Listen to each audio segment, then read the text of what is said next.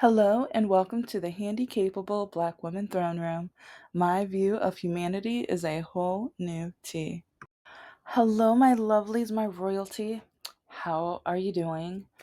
Oh my gosh, it's like if you're in New York, I know this is going to be up a few days late, but I hope that you're able to take your vitamin D, stay hydrated, that you have food and that you're in a warm shelter and everything like that.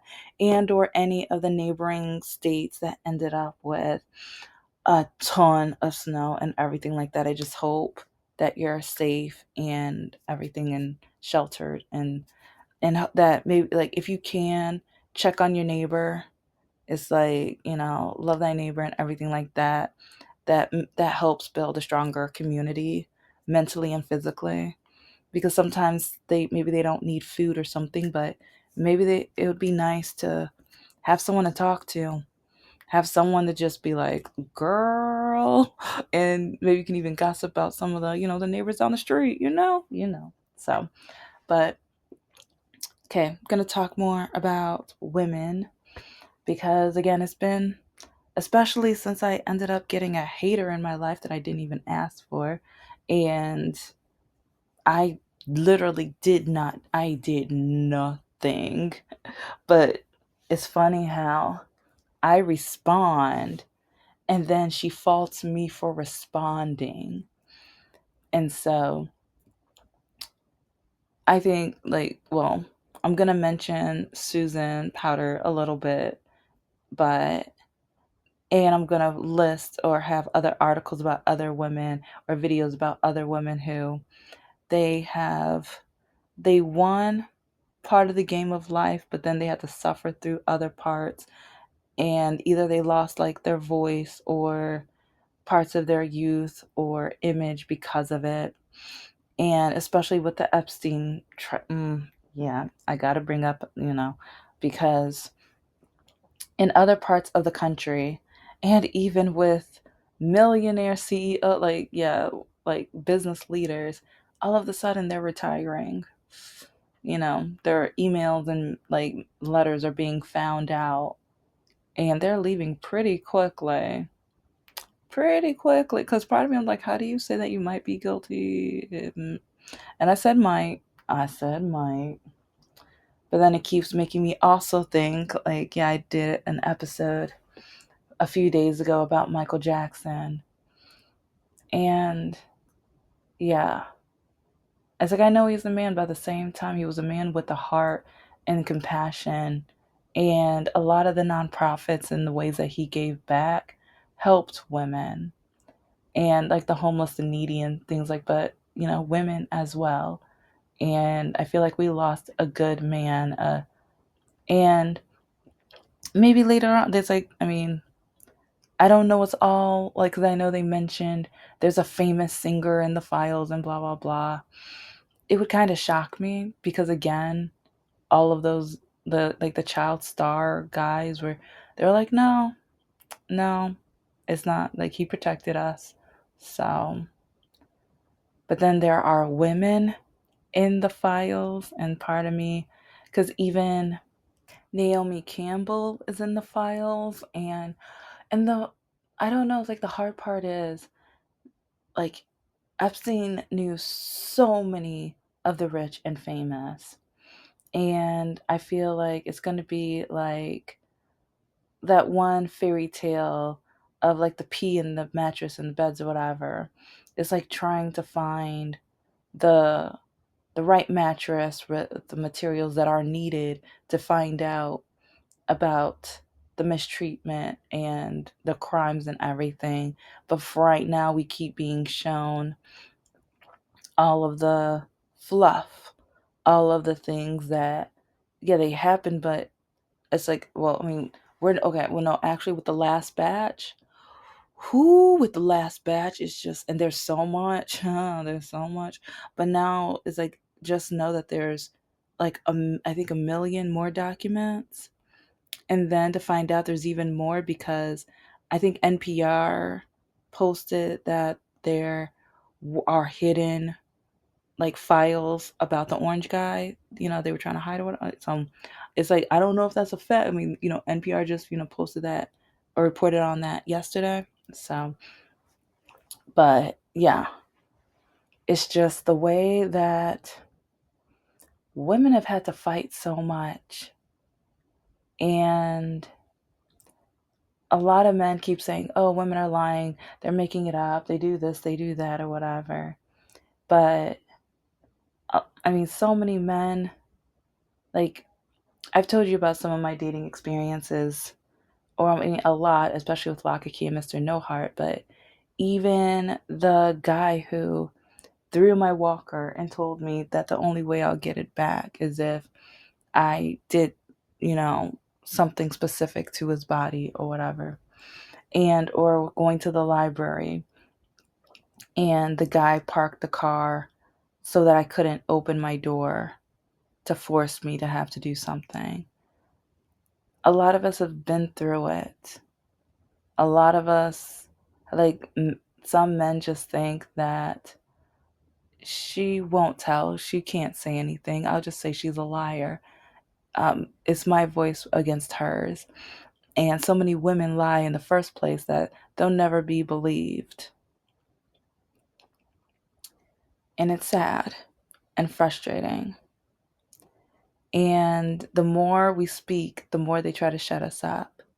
And with the Epstein files, like, you have women wanting to be models versus multimillionaire billionaires who are going to partner up together and make sure that everything stays underground as long as possible. But the truth always comes out. The truth always comes out.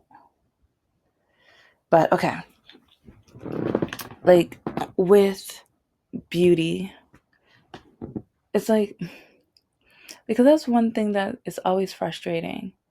Because a lot of men, they have the nerve to say women are like are at just after their money or after their valuables or after like what they have physically and stuff like that. And or with a lot of dating profiles, so many, especially of the muscular men, that's all they have to show for themselves is muscle. There's been a few times where I'm like, okay, I'm curious. I just want to know what kind of conversation can we have, because I know we're not compatible dating. But I'm like, I was like, okay, we can chat. And I let them know that, yeah, we're not compatible with dating. But then they want me to prove it to them. And I'm just like, can't you just accept that I already know we're not compatible? Oh, well, you can't put me in that kind of box. You can't label me. Like, no, it's like, and then it's like, but then, so then I'm like, okay, never mind, block. Block. I shouldn't have to defend my, like, if I already know we're not compatible, then maybe be thankful that I'm saving us time. Maybe be happy that I'm not going to just be like, okay, I'll take a free dinner from you.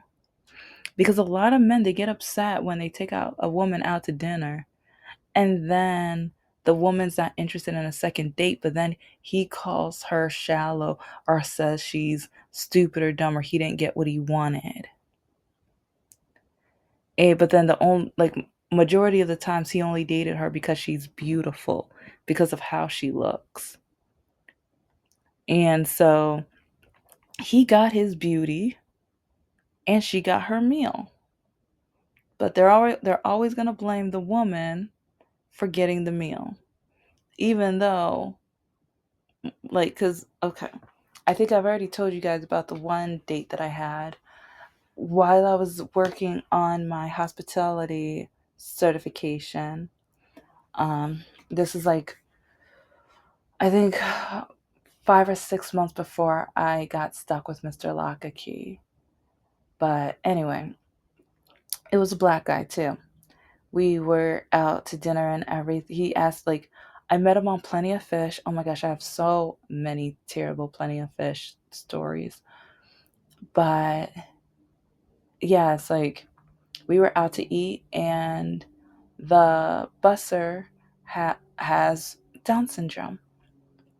And he was cleaning the tables, and it's like he would pass by and he would smile and I'd wave at him, he'd wave back, and he was so sweet and nice. And he was doing such a great job too. But then my date decided to mock him and put him down, kind of like Becky. Yeah, that's what Becky's do. And it shocked me because, and see, this is why it's gonna take me a while to get to the multi-pack of the disability episodes, because so many things are going on and I've already witnessed bigotry and hate against the disability community, judgment, and people saying where or what to do with the disabled community, which I think is disgusting and stupid and ignorant. But with this date, and especially from black men, it's like, okay, black men, you already know how hard it is out here, especially when it comes to police and justice and everything like that. And you are going to, like this guy, at least, like he mocked and put down someone who has a disability, and on a date with a woman that was undiagnosed. See, it's like my walking was odd. I mean, he pointed out that I walked odd. He was like, "You're beautiful" and stuff. Like, yeah, you need to stop walking like that. But I'll get back to that in a minute. But it, especially like if you're not a straight, white, able-bodied man, the straight, white, able-bodied men, a lot of them look down on you. I said a lot of them. The conservative, Republican, yeah, yeah, a lot of them they don't think much. They don't think, like, especially when you get something, they always, like, a lot of them, and if you're listening to this, it only hurts if I'm talking about you. They are only going to think you got it because of that other part of your identity. And their conservative wives and girlfriends are going to follow suit and agree with their conservative man, while, like, conservative men are going to be looking at them thinking, if you get anything, it's only because you're a woman. And so that's another reason why doing the series talking about these issues, it's I just think it's hilarious how even with DEI, and when some of these white women were losing like their positions, it's like, it's to me it's just crazy. All of a sudden they're like, "Oh, that means I didn't deserve my position. I must have not been qualified." They're so brainwashed that they still don't understand the sexism, racism, bigotry within the working community. They don't understand America. They don't see how, as women, we are put down. White women, too. They're looked down on. It's like men want them to stay home and make their babies. They really want, see, that's the demographic. They really want to stay home and make the babies. Because they believe in the replacement theory and all that stuff. So they that's one reason why they're trying to replace as many of the immigrants. Yeah, it's like they want to say illegal, no, immigrants as possible, and they want to change the immigration laws and stuff. So for even those who are born here, mm, pay attention to the racism and the cruelty and awful, vile treatment that this country is trying to put people through. The heartless, awful, terrible. Like they say it's Christian, but if this is nah, because they would have deported Jesus. If this was Christian, they would have ended up deporting Jesus. So just think about that too.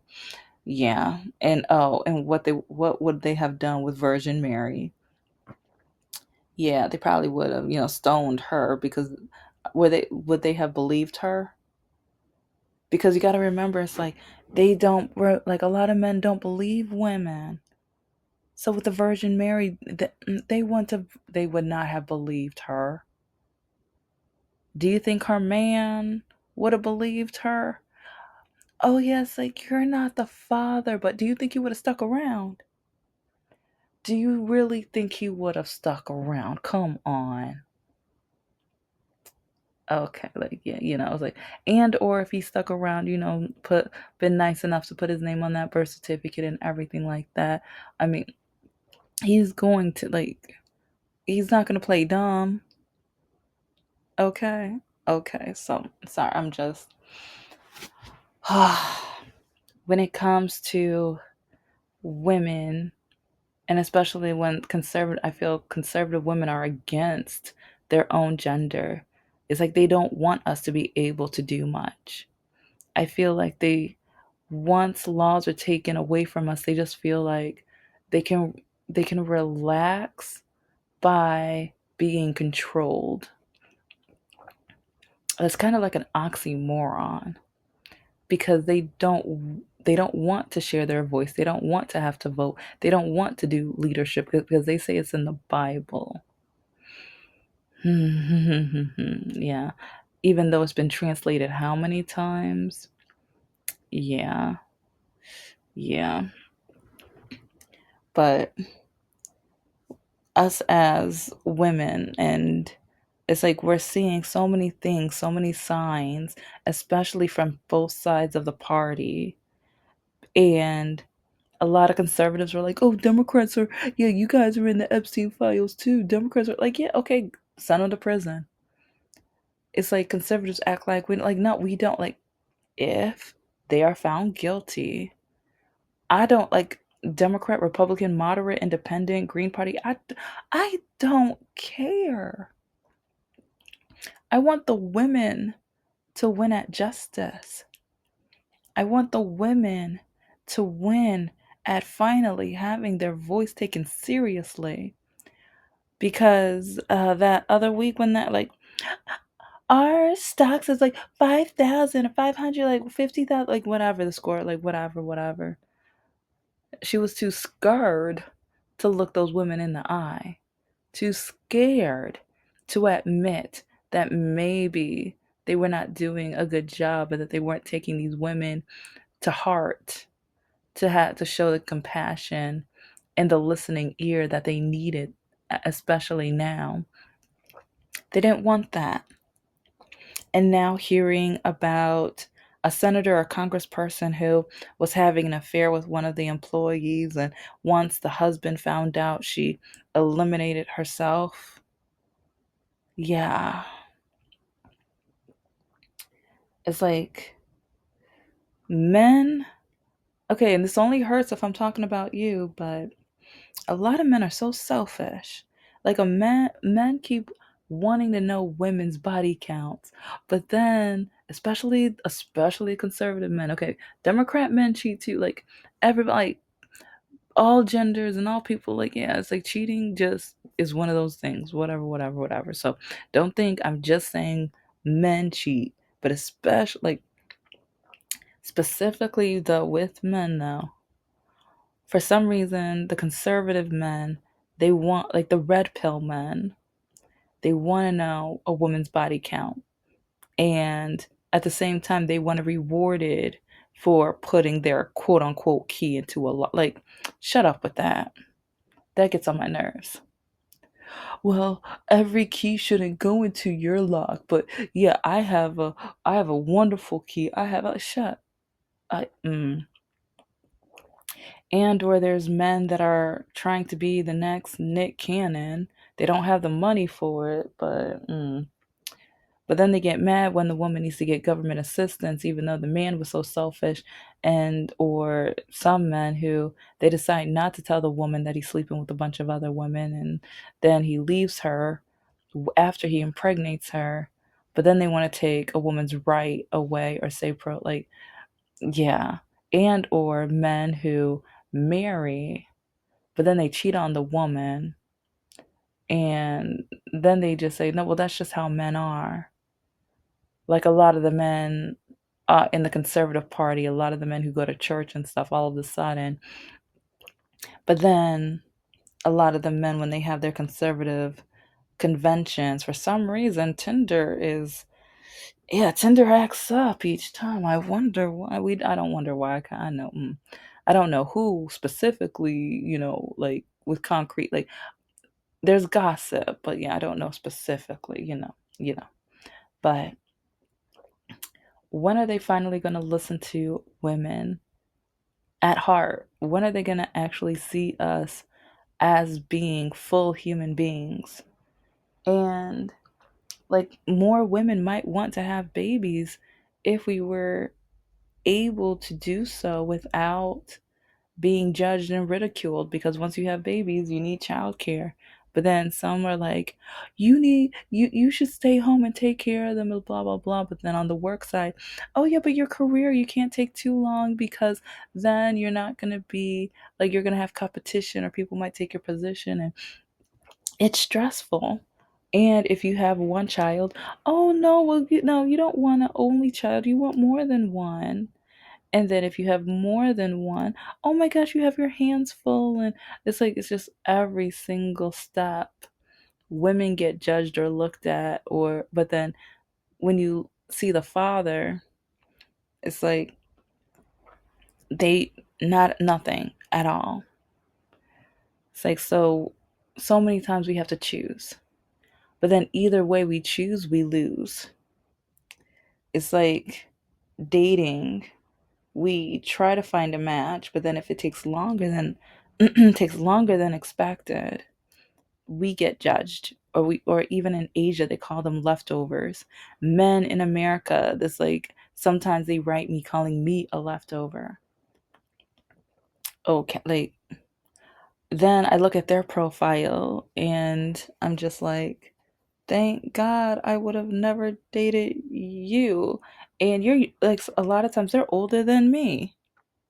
They're older, like, I mean, it's like if they're divorced, part of me is like, okay, well, especially if you're older than me and you're divorced or divorced twice, it's like maybe at least give me some credit because I want to make sure that I didn't end up in that situation. And it's like I did win because I never married.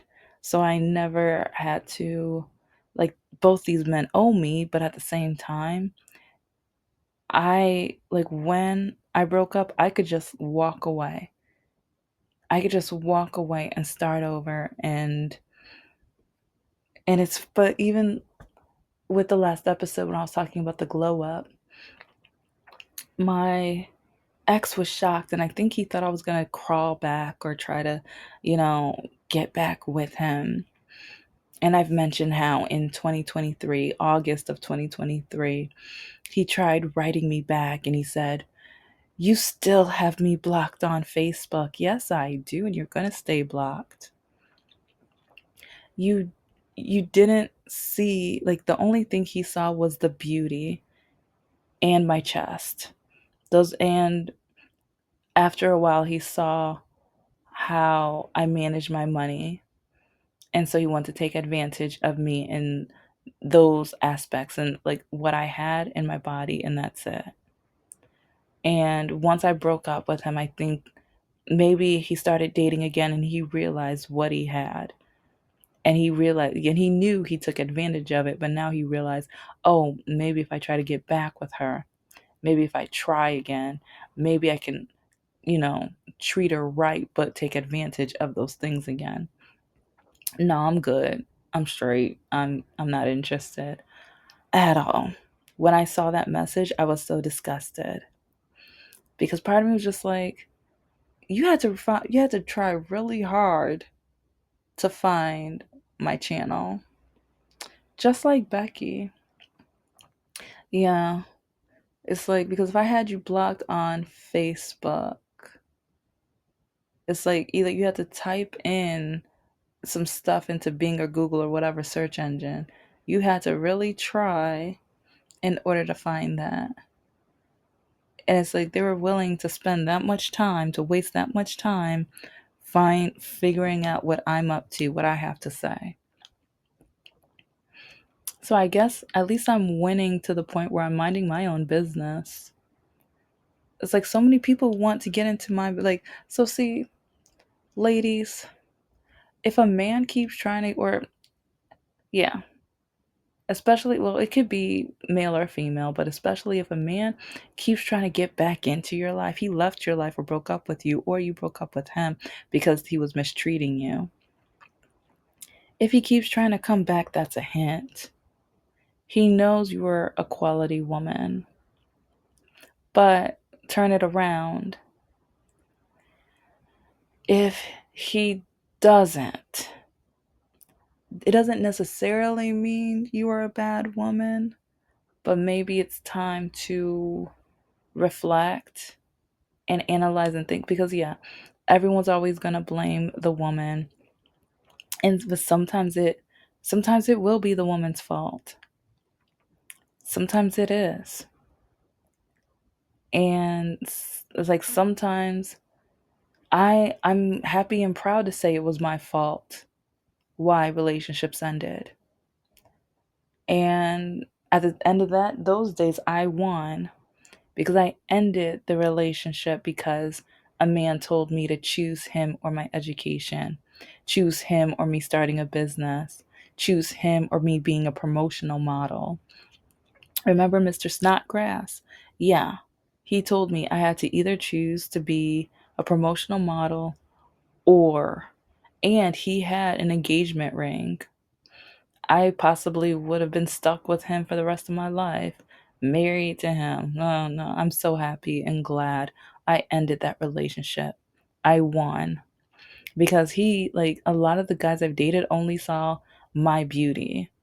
And I know, like last episode, I said I know I'm not all that, but it's just, I think once you get trolled and put down, and especially when recently someone decides to call you an OB special ed and things like that,